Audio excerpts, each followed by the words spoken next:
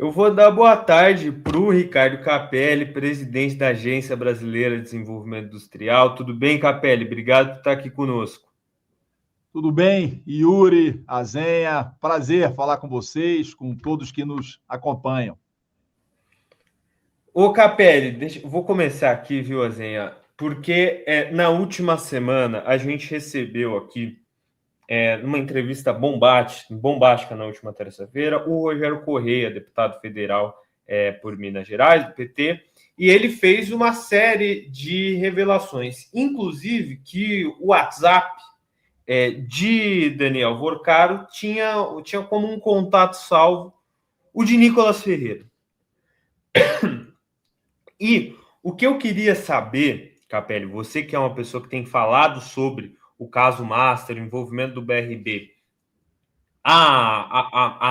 desde o ano passado, certamente, o que você avalia que mudou a partir das recentes desenvolvimentos, das investigações, e qual a conexão da extrema-direita com o Banco Master?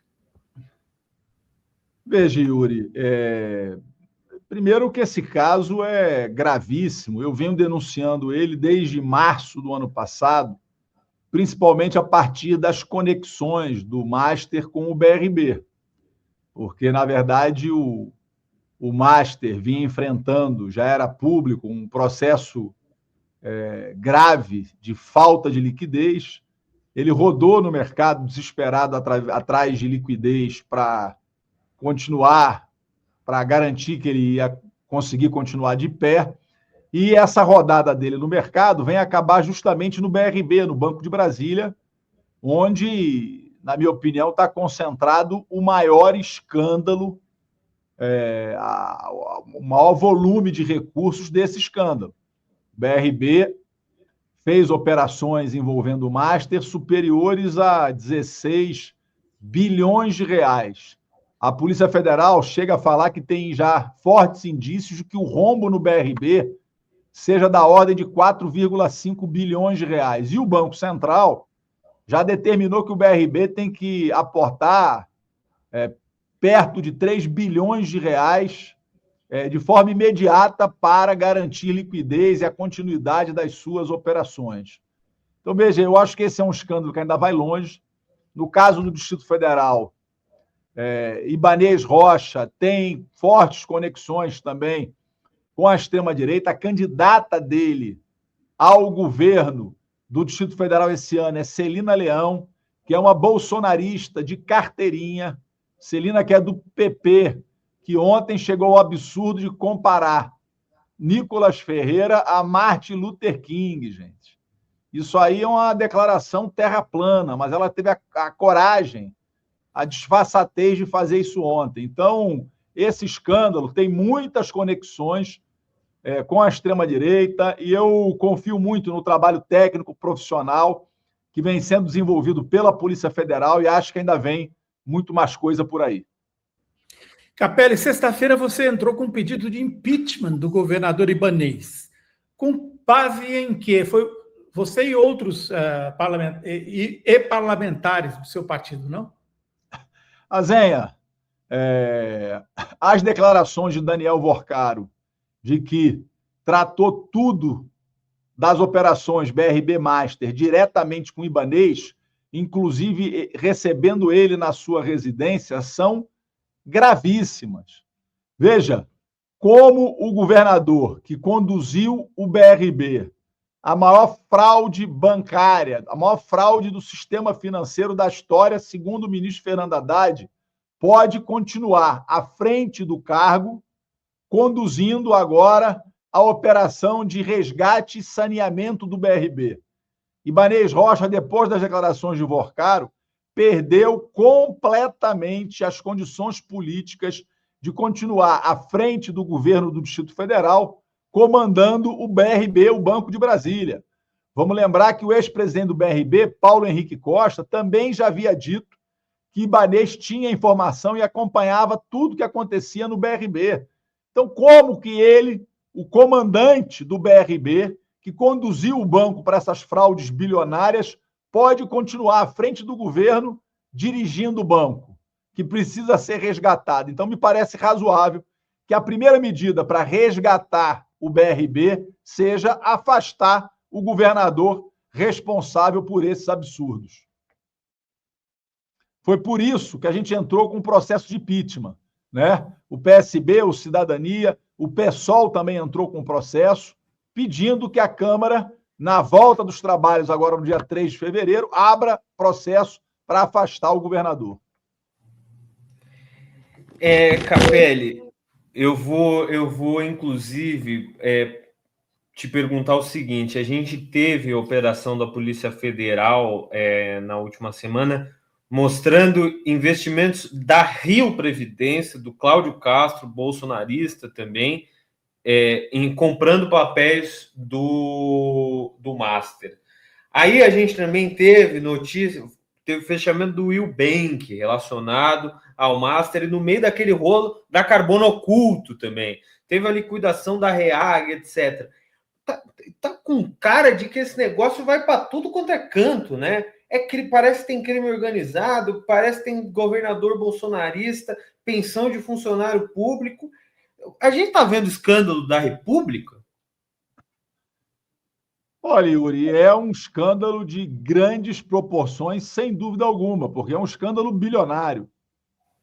Quando você soma só a quebra, a liquidação do Master, com a liquidação do Will Bank, a gente está falando que o fundo garantidor pode ter que aportar mais de 50 bilhões de reais para cobrir essas fraudes. Então, é um escândalo bilionário, com tentáculos em governos, em outros entes da federação,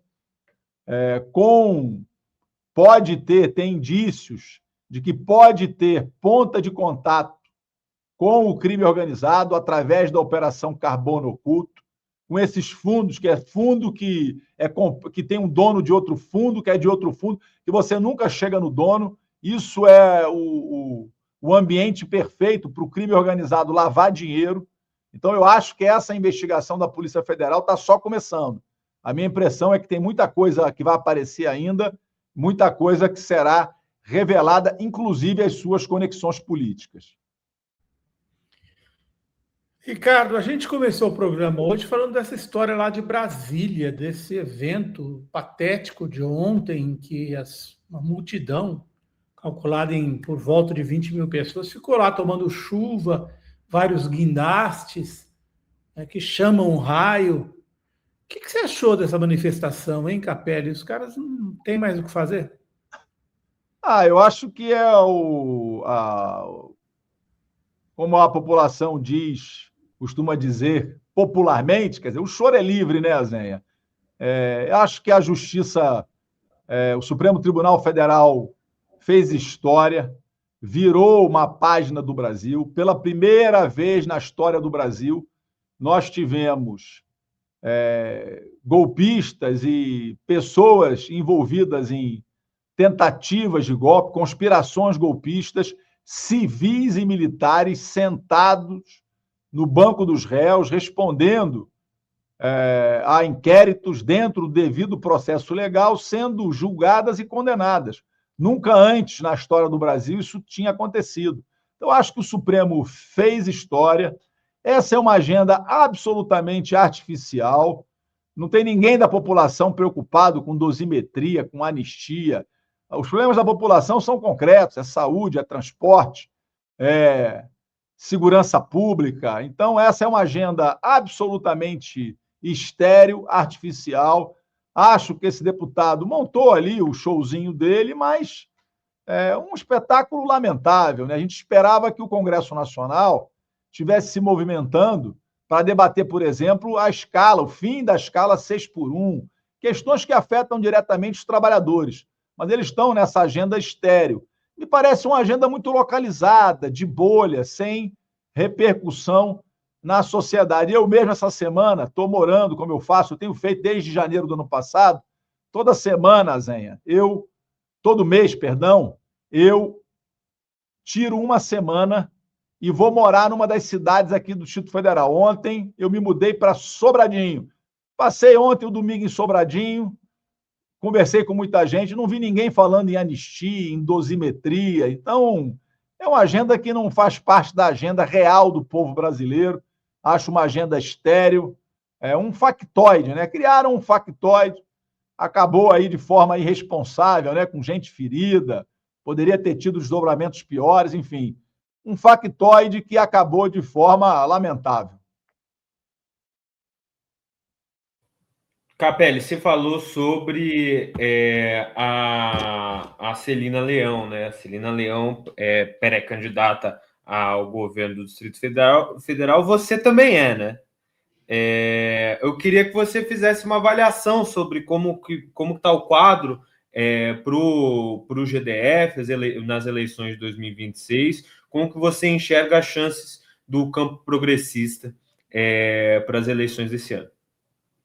Olha, a disputa está só começando, nós temos vários pré-candidatos, eu também sou pré-candidato pelo meu partido, pelo PSB, e eu estou muito confiante na vitória do campo democrático aqui, Yuri. Eu vou além do progressista, porque creio que nós precisamos aqui, além do campo de esquerda, do campo mais progressista, fazer alianças com o centro aqui também, para que a gente consiga, a partir de uma frente democrática, derrotar a extrema-direita aqui no Distrito Federal. Eu acho que isso é plenamente possível. Eu estou andando muito, conversando com as pessoas. É falso que o Distrito Federal foi para a direita. O Distrito Federal tem um núcleo de direita, tem um núcleo de esquerda e tem no meio a grande maioria do povo que quer os seus problemas, os problemas do dia a dia resolvidos. A saúde hoje vive um colapso. A Brasília, no ano passado, o Distrito Federal teve o maior orçamento para a saúde do Brasil, cerca de 13 bilhões de reais, dá R$ 4.300 per capita. É mais que o dobro da segunda per capita para a saúde do Brasil. E a saúde vive um colapso. Então, eu acho que são essas questões concretas que a população quer debater nas eleições e que nós temos que apresentar propostas para resolver. Eu acho que a gente não pode entrar nessa polarização, muitas vezes estéril, que a extrema-direita tenta construir. Porque na hora que a gente for debater com eles aqui as questões concretas da vida do povo do Distrito Federal, eles não têm o que dizer, porque estão no governo há 8 anos e não conseguiram resolver essas questões. Capelli, o ministro Rui Costa anunciou que vai deixar o cargo para concorrer a senador junto com o Jacques Wagner, lá na Bahia. Para mim, é um sinal de que o governo Lula está levando muito, muito, muito a sério essas eleições de 2026. Não lhe parece? Está pegando um quadro importante e colocando ele para disputar uma vaga essencial, que é a do Senado da Bahia. O Brasil, Azenha, segue dividido ainda, polarizado. Então, eu não acredito em eleição fácil esse ano. Então, eu acho que é absolutamente natural que o presidente Lula pegue seus generais e coloque em campo para disputar o voto, disputar as eleições, debater com a população. E tanto o ministro Rui Costa quanto o nosso senador, líder, Jacques Wagner, são grandes personalidades políticas, tem grande força na Bahia, que é um colégio eleitoral importante, se não me engano, o 4º maior colégio eleitoral. Então, nesse nível de batalha que a gente vai, tensionado, com Donald Trump nos Estados Unidos, vamos lembrar que a última eleição se deu sob Joe Biden. Agora não, agora vai ter Donald Trump, com as Big Techs, com o poder que as Big Techs têm sobre a comunicação no Brasil. Então, acho que o presidente Lula faz bem em colocar força máxima, todos os seus generais em campo, para uma disputa que é muito importante, porque a gente precisa enterrar de vez no Brasil essa extrema-direita obscurantista, que só quer levar o país para o atraso.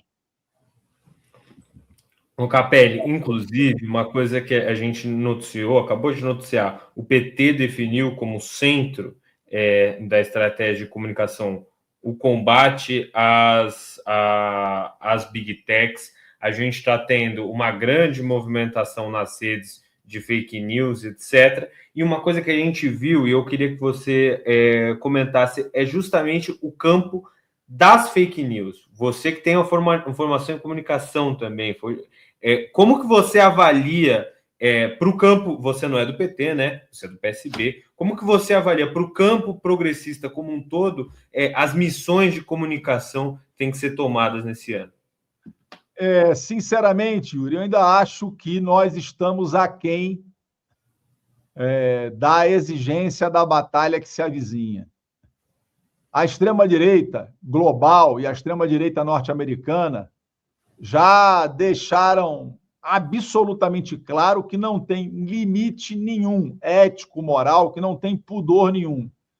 A comunicação no Brasil, ela tem uma presença dos grandes países do mundo.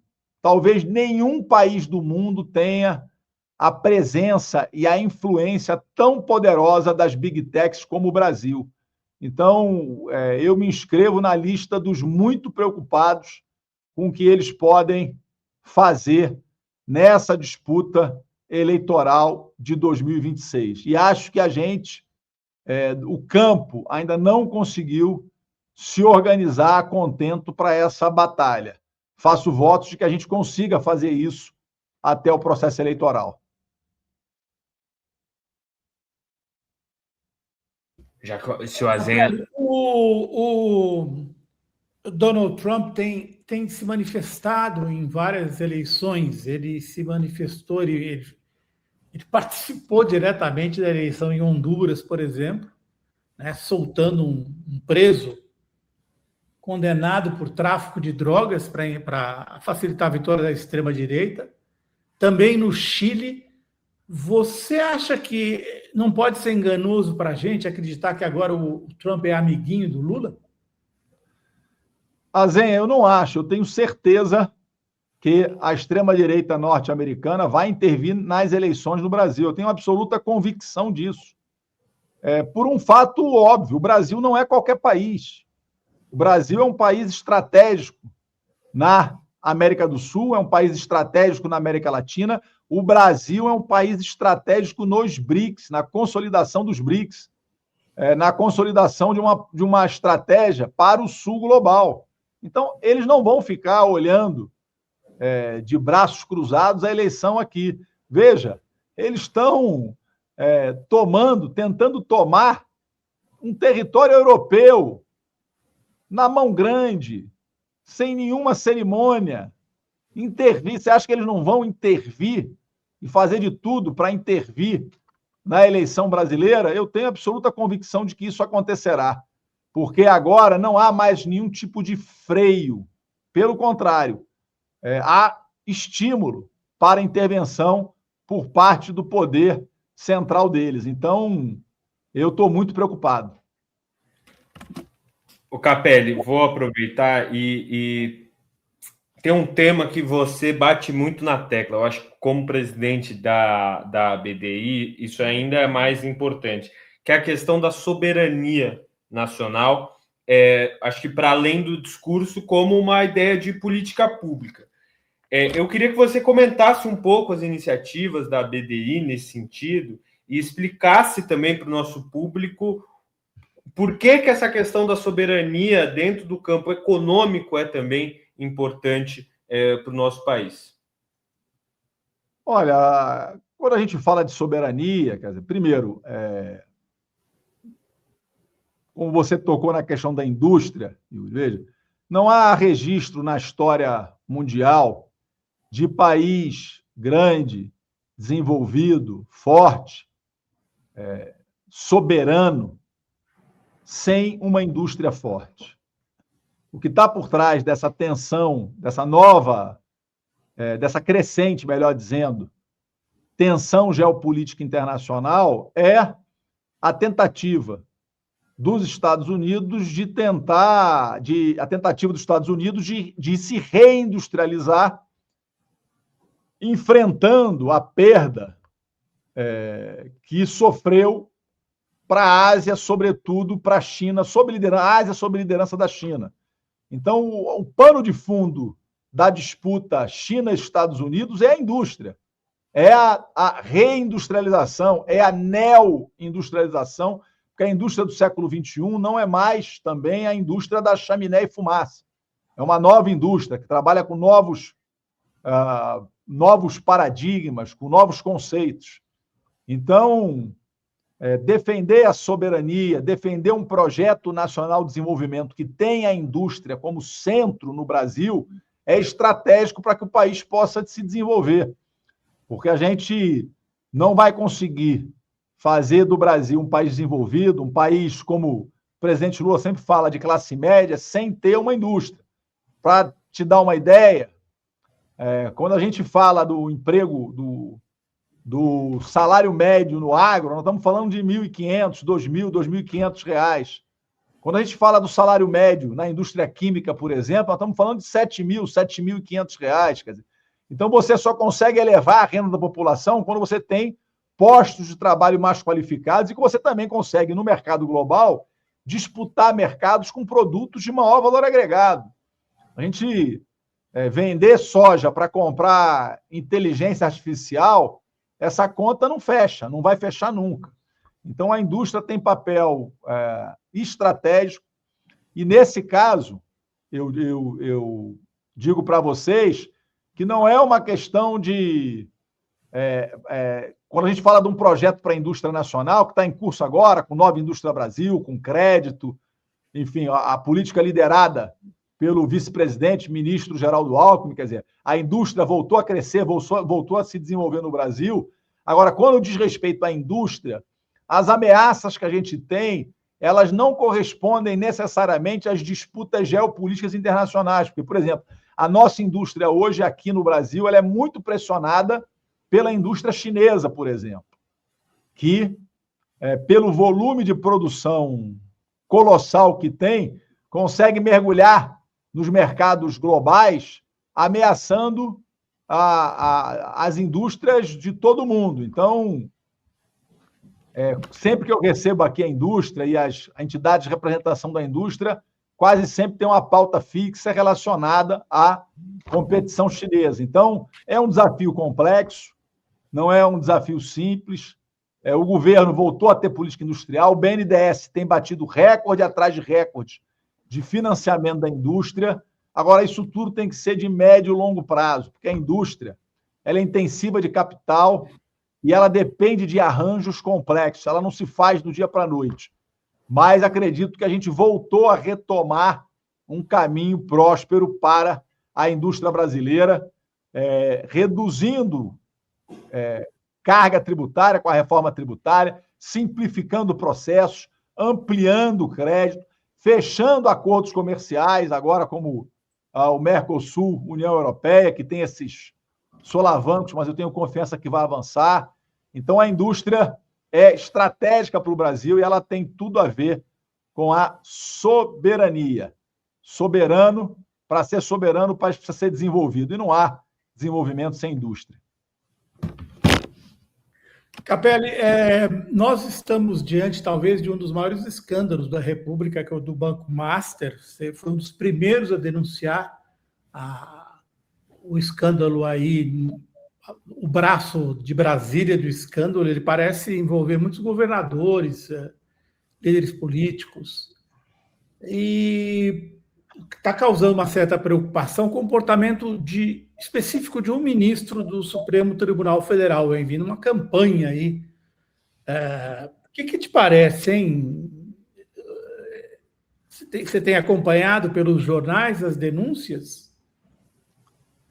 Zenha, todos nós temos acompanhado, mas eu volto a dizer, eu confio muito no trabalho profissional, técnico, que está sendo desenvolvido pela Polícia Federal. E a partir das evidências, não é impossível parar qualquer tipo de investigação.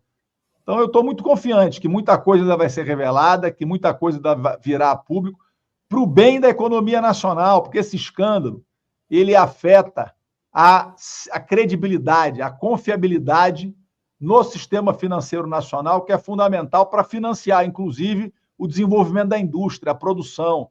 Então, quando alguém dá um golpe na praça de 40 bilhões, de 50 bilhões, e que, mais grave ainda, são operações fraudulentas que podem ter conexão com crime organizado. Isso é gravíssimo, isso é muito grave. E eu confio muito no trabalho que a Polícia Federal tem feito e tenho certeza vai continuar fazendo. Ô Capelli, ó, para trazer aqui, ó, a galera tá elogiando aqui, ó. O Robson Luiz da Silva mandou um superchat, falou que você deveria ser ministro da Justiça. E a Graça Matos fala aqui, ó, Capa é nós, Capelli necessário. Ela fala de Santos, São Paulo. Queria que você fizesse, para completar, uma avaliação justamente sobre essa última corrida, né, os próximos 11 meses de governo Lula no que diz respeito à segurança pública. A gente teve indicação do novo ministro da Justiça e a última pesquisa da Atlas deu conta de que a segurança pública é o segundo tema mais caro ao eleitor brasileiro. Queria que você fizesse uma avaliação sobre o quadro das políticas do governo Lula e como abordar isso nas eleições de 2026. Olha, primeiro eu quero registrar que o Wellington, que é o novo ministro da Justiça e Segurança Pública, é um ótimo quadro, um excelente quadro. Acho que o presidente Lula fez uma ótima escolha. Essa é uma questão dramática para o país, a questão da segurança pública. Por quê? Porque o crime organizado no Brasil, ele escalou. E escalou porque ele deixou de ser grupos regionais localizados e você passou a ter duas ou três organizações criminosas que verticalizaram todo o sistema, a organização criminosa no Brasil. E são organizações, essas duas ou três, que viraram organizações internacionais e bilionárias. Quando uma organização movimenta bilhões, esses bilhões não circulam em malas, não circulam em caixa de papelão. Esses bilhões estão circulando por dentro do sistema financeiro nacional, por dentro de operações de lavagem de dinheiro, por dentro de joguinhos eletrônicos, por dentro de todo tipo de operação onde seja possível tentar esconder a circulação desses capitais. Então, essa é uma questão grave. O crime organizado, ele tenta penetrar nos três poderes, no executivo, no legislativo e no judiciário, tenta penetrar através do poder do dinheiro, mas tenta penetrar também através de vias institucionais. Tem gente do crime organizado fazendo concurso público. O crime organizado hoje financia quadros para fazer cursinho, para entrar nas instituições brasileiras. Então, isso é grave o que está acontecendo, porque o crime organizado não diz respeito só à segurança stricto sensu, à segurança patrimonial ou à vida. Ele diz respeito à economia, porque na hora que o crime organizado penetra, eles estão penetrando em vários setores econômicos, eles destroem setores econômicos inteiros, e diz respeito também ao Estado democrático de direito, porque a gente tem líderes de organização criminosa ou prepostos deles em cadeiras de juízes, de delegados, de deputados, de prefeitos, é inaceitável. Então, é gravíssimo. A Polícia Federal tem feito um trabalho extraordinário. A Operação Carbono Oculto é muito importante. O caso Master BRB é muito importante. A PR, a Polícia Rodoviária Federal, também tem feito um belo trabalho. Agora, claro, ainda tem muito mais coisa para avançar. Eu acho que o principal desafio é convencer a elite brasileira, e aí eu falo a elite política, econômica, social, da gravidade do que está acontecendo, do que pode acontecer no Brasil. Porque quando a gente olha a gravidade do problema, ainda não guarda sintonia com o esforço, os recursos, o investimento nesse setor. A gente tem ainda 13 mil homens da Polícia Federal para dar conta de 23 mil quilômetros de fronteira seca e molhada. É absolutamente impossível. A gente tem 11, 12 mil homens da Polícia Rodoviária Federal para dar conta de mais de 75 mil quilômetros de rodovia federal. Esse número, tanto da PF quanto da PRF, tinha que ser muito maior, duplicado, triplicado. Claro que o presidente Lula assumiu o governo com uma situação fiscal absolutamente caótica deixada por Bolsonaro. Mas se a gente tivesse aí uma mobilização nacional, empresarial, política, mesmo do Congresso Nacional, a gente sabe que quando vira prioridade, os recursos aparecem. Então, a gente tem, por exemplo, para cuidar dos postos aduaneiros no Brasil, em 23 mil quilômetros de fronteira, 2.500 homens da Receita Federal, gente, é muito pouco. Então, a gente precisa fazer com que segurança pública se torne uma prioridade não de governo, mas do Estado brasileiro, porque essa é uma situação muito grave e que precisa ser enfrentada. Capelli, queria muito agradecer a sua presença no Fórum 11h30 de hoje. É muito bom te ouvir, como sempre, a comunidade aqui, ó, sempre elogiando, os convidados aqui, ó, contribuindo e somando com propostas. A galera aqui gosta da sua presença aqui no 11h30. Capelli, queria agradecer o tempo que você cedeu a gente aqui hoje, tá bom? Obrigado, Yuri, Azenha. Parabéns pelo trabalho de vocês. É sempre um prazer poder conversar com a Fórum e com as pessoas que acompanham esse trabalho de vocês. Grande abraço. Valeu, Capelli. Obrigado.